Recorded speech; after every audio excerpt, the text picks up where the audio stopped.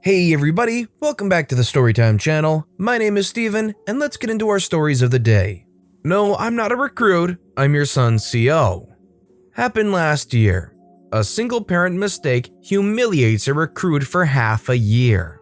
He still gets ragged on because of this. If anyone asks, he's cool with me sharing this story. I was in the training grounds in my workout uniform, dry fit shirt with police on the back and dark blue cargo pants. Going to hand a recruit his assignment sheet and also welcome him to my department. His name is Jackson and he was selected to join my unit because he showed a lot of potential.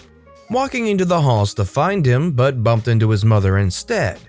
Bear in mind I wore something the recruits aren't allowed to wear as they aren't considered as cops yet. They still have a chance of being rejected. All parents are informed on the first day what recruits are allowed to wear and what they aren't allowed to wear. This happened 3 months after that day. Conversation ensues. Hey you! OP looking around to make sure she isn't calling someone else. You talking to me? No, I'm talking to the ghost behind you. No poop, I'm talking to you. Can I help you? Yes, tell Jackson I'm looking for him. I'm looking for him too. If I may ask, who are you and how are you allowed back here? Don't give me that tone, young man. I can get you rejected. I know your commander. BS, the commander is in the capital. The people in charge here don't really have ranks. And the only one who could deal with me here is the groundmaster, a personal friend. So, yeah. Whatever, you shouldn't be back here. Now go back to the waiting area before someone escorts you out with a boot. Why, I never. I'm going to tell your… New recruit says, Mom, stop. What are you doing? I'm trying to teach this recruit some manners. Recruit says, Mom, that's not a recruit. I don't care, he's your friend. He was rude to me. Mom, he's not my friend. Then why are you He's my new CO. Her face turns to a bright shade of red pretty quickly after she understood what she just did. Oh, your new commanding officer? Such a handsome young man. I was just joking about telling the commanding officer he… OP says, yeah, you're still in violation of the rules. You're not allowed back here unless you have a guide. Oh yes, I'll just leave now. Officer? Jake. Sergeant Jake. Oh, such a handsome name as well. Recruit says, I'm so sorry for what you said, sir. I will gladly accept any punishment. OP says, Recruit, no one is in trouble unless someone doesn't keep violating the rules. Here's your paper, Jackson, and welcome to the narcotics unit. I'll be your new advising officer if you accept. Recruit says, yes sir, when can I start? If you accept, you'll start on Monday. You'll get your gear once you report into your workstation. Dismissed. Recruit says, yes sir, thank you sir. He and his mother walks out and enjoyed their weekend, and the station got a new story to laugh at. Now he is sitting right next to me watching me write this instead of doing his paperwork. His mother comes into the station once in a while, and we still have good relations and sometimes rag on her as well.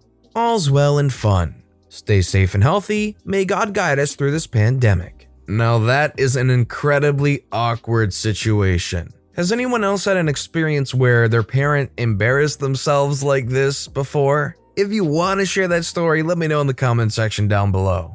Karen doesn't wear a mask and I make her regret it. So yesterday I was at the store to get some groceries for today's pizza Sunday. Due to the coronavirus, you have to wear a mask if you plan to go into any kind of store. But a lot of people just brush it off to try to go inside without one.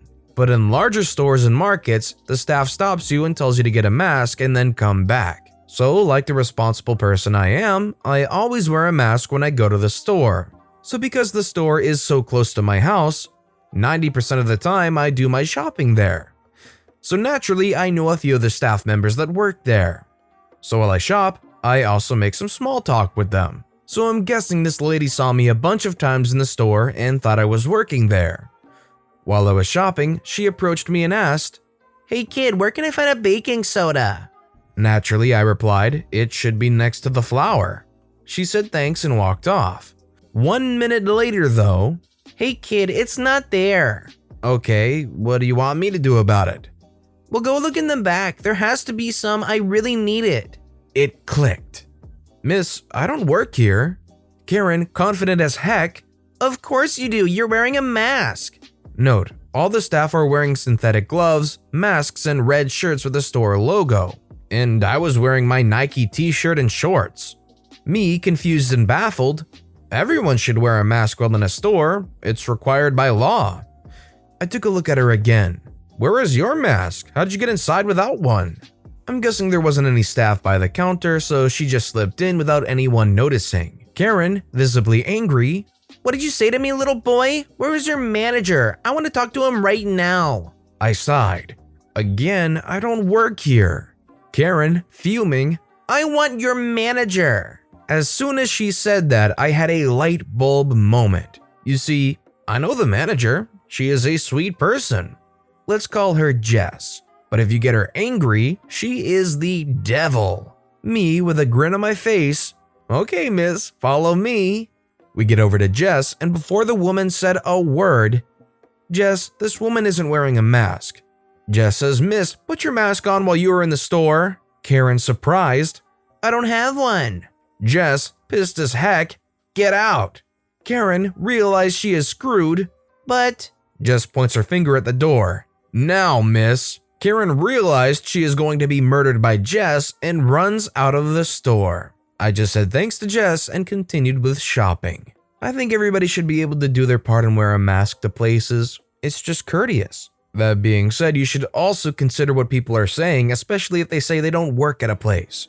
I do not work for the police. Many years ago, in a small town before 911 was available all over, our telephone number had 2 numbers reversed from the local police number. We would occasionally receive calls for the police, and most people would understand when I told them they had the wrong number. One night, however, about 10 p.m., I answered a call from a guy who asked if this was the police station. I said, no, you have the wrong number. Maybe you can answer my question. I'm calling from a town about 3 hours away, and want to know if your drive-in theater has all-night movies tonight. I answered, no, not tonight. Okay, thanks. Because of the wrong number calls, I asked to have our phone number changed, which they did. One morning, shortly after I got the number changed, about the time the local drive-in restaurant would be opening for the day, a woman called and asked for the restaurant owner by name. I said, sorry, there is no one here by that name. She hangs up. Phone rings again. Woman asks for the owner of the drive-in restaurant. Sorry, you have the wrong number. A third time. Sorry, you have the wrong number. I wait. Whew, no phone call. About an hour later, the phone rings. This time it's a man. Let me talk to owner of drive-in restaurant. I said, I'm sorry, you have the wrong number. No, this is the number of the drive-in restaurant and I want to talk to the owner. You have the wrong number. This is not the wrong number. Let me talk to owner. So I finally dig out my phone book and look up the number of the drive-in restaurant. You have the wrong number. The number for the drive-in restaurant is XXX. He hangs up. What I decided happened is the woman looked up the number in the phone book and wrote it down incorrectly. Instead of looking it up again, she just waited until her husband got home and had him call the number. Of course, he just took her word for it that the number she wrote down was correct. That was the only wrong number call we got for the drive-in restaurant, so I didn't worry about changing the number again. That would actually kind of terrify me, having a number that gets mistaken for the police quite often. And then imagine that nightmare where you finally get your number changed, and then the first call you get is, hey, is this the drive-in restaurant? It would feel like a curse that's never ending. I do work here. Occasionally. About 30 years ago, I was a college student and did odd jobs for a friend's grandma. Grandma owned 15 acres of land in the South Hills of town. Grandma paid me for work, but also gave permission to hike and motorcycle ride on her property. Granted, my motorcycle was small, so the rides were very tame. One afternoon, I had finished burying some landscape pipe and decided to putt-putt around the property when I came upon a person riding a horse. I stopped riding so as to not frighten the horse. The rider came close and I said I was sorry if I scared her or the horse. The rider said it's okay this time, but I wasn't allowed on the property, saying that the property was closed to dirt bikes. I replied, well, you're right, the property is posted. So you'll be leaving now? She said. I'm allowed here, you're not, but let's go up to the house and speak with Mrs. Grandma. We can quickly get this straightened out. I mean, heck, I don't know who was allowed there. The horse rider declined, but she told me she'd be in contact with the owner. I told Grandma about the incident, and she asked me if I had the time to repost her property lines and fix some downed fencing. I really liked my friend's grandma. I love that the grandma's only response to this situation being, let's go fix the fence or the horse lady was getting in at. That's a good grandma right there. Funny thing while riding my horse. Here's the backstory. I live in a tiny town in Maine. I had a lovely white Arabian mare that I rode regularly often through town. One fall day, I rode off a forest trail and then behind our local high school to hook up on another forest trail. We, my horse and I, had to cross a paved road near the school, and her hoofbeats were clearly loud against the asphalt. There was, at this time, a high school football game going on. As my horse and I crossed through the road and paved school parking lot, I saw a family parking their vehicle in the lot. The mom heard us and she looked around with a stunned look on her face, saw us and said, "Oh my god, I thought I heard hoofbeats and now I know why." Her expression was for a split second of relief, but then she looked aghast. "Is it okay if I park here?" Me, not having a clue about why she would ask me something like that, said, "I can't think of why that would be a problem. I think you're fine." She said with an utter relief on her face, "Oh, thank you so much." So my horse and I went back onto the forest trails with me replaying all that in my mind. So I'm realizing that her behavior appeared to have been putting me in a place of authority. I pondered this, trying to figure out why. I think I did believe that she thought I was a mounted police officer. I'm on my impressive looking white horse, using an English saddle, which is what the New York and Canadian forces use. I was dressed in a navy blue helmet, clothing, and black riding boots. I was also wearing a fluorescent vest because it was hunting season. I guess we probably did look like mounted police. But I'm so glad that this was a very benign encounter because it could have turned out very poorly if there was a Karen involved.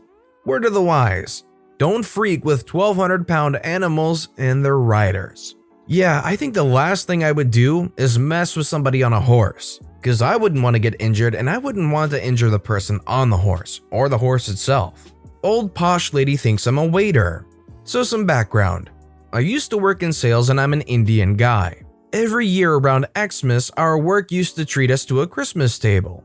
Swedish tradition, based on sales, the quality of the venue increased. So we were at this 5-star posh hotel and everyone is drinking and having fun. I'm dressed in a gray suit with matching vests, a red tie, and a white shirt. It gets a little hot in the hotel since it's pretty crowded, so I remove my suit jacket, keeping the vest. I have to go to the men's room since we were all downing beer and shots like there's no tomorrow, and on my way, there in the corner of my eye, I see this old posh lady, maybe in her 70s to 80s, waving her arms in what looks like my direction. She is obviously loaded as her jewelry almost makes her look like a Christmas tree. But hey, I'm drunk, so I didn't really pay it much attention. Well, on my way back from the men's room, I see her again, flailing her arms, looking at me saying, excuse me. Again, I'm drunk just thinking it's a bit strange as I hear my name being called from behind. I turn around and see my friend. He calls me over, asking if I want anything as he is going to the bar. We had maybe a 2-minute convo and then I hear the lady again. Excuse me, snapping her fingers. I turn around and she is looking straight at me and again waving her arms. I'm like, huh? I'm looking straight at her, visibly confused and thinking, is it me she's waving at? So I point to myself, looking at her, and she nods, now waving a come here motion. And I'm, okay, it's a crowded bar, so I take a few steps and lean in, and she says, excuse me again. And I'm like, yes? And she says, I'll have a glass of wine. Then it hits me.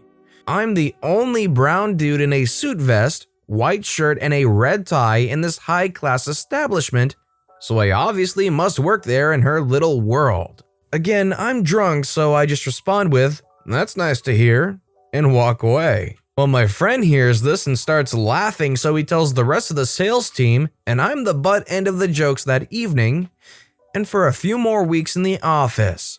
Because, yeah, I'm the black waiter at a 5-star hotel. That's such an innocent but also hilarious thing to say in that situation. This lady trying to flag you down for so long, asks for something thinking you're a waiter, and you just say, oh, that's nice to hear, and just walk away. I work here, but not for here. Please leave me alone. Short, mildly boring, yet annoying story. So I work as the flower vendor at a bulk store, meaning that I deal with the flowers and nothing else. Most people are understanding when I tell them sorry, I can't help them find some item because I only do flowers. However, that didn't matter to one lady who came up to me and had the following conversation. "Hi, can you help me?" Me, about to explain I just do flowers. "Sorry, but I don't. I know you just do flowers, but can you come help me find item that definitely isn't flowers?" No, I can't." "Are you sure?" "Yes, I know where the flowers are. That's it." "Well, I guess I'll go find an employee." The thing is, even if I know where an item is, I'm not going to go help someone find it. It would be unpaid labor, and while I'll point in the vague direction of something if I know its location, that's where I draw the line. The only thing I'm paid to do is sell flowers.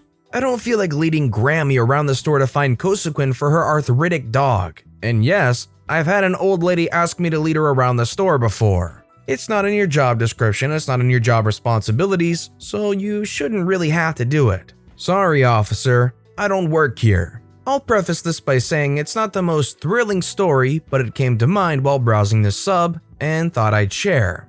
This was a couple years back after I had just moved into a new apartment. It was about 10 p.m., I had been unpacking boxes all day and was absolutely famished, so I drove down the street to a nearby grocery store to get something for dinner. I go to head inside and realize that they've locked the entrance I'm headed towards. Oh well, I'll head across to the other one.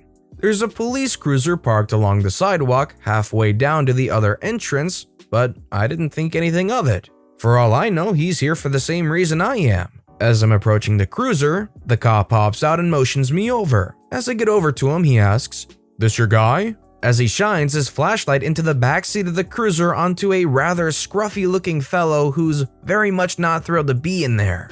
Mind you, I'm just here to get something to eat. I have no idea if this cop's just freaking with me or what. I give him kind of a bewildered expression and a shrug, and he realizes, "Oh, do you not work here?" "Nope, just here for my dinner." He laughs, apologizes, and sends me on my way. I can only assume Scruffy Dude must have been causing some kind of disturbance in the store, and the cop was expecting an employee to come out and ID the guy.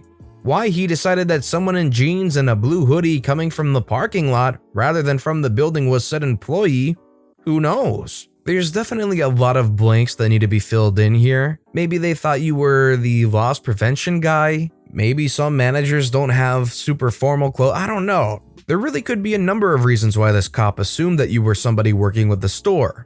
But with that being said, that's all the stories we have for today. So what I want to know is, which of these stories was your personal favorite of the day and why? Let me know which story and why in the comments section down below. And thank you all so very much for watching and listening to the Storytime channel today. If you haven't yet, please consider subscribing and don't forget to turn notifications on so you'll never miss an upcoming video from the Storytime channel. Thank you all again so very much for watching and listening to the Storytime channel.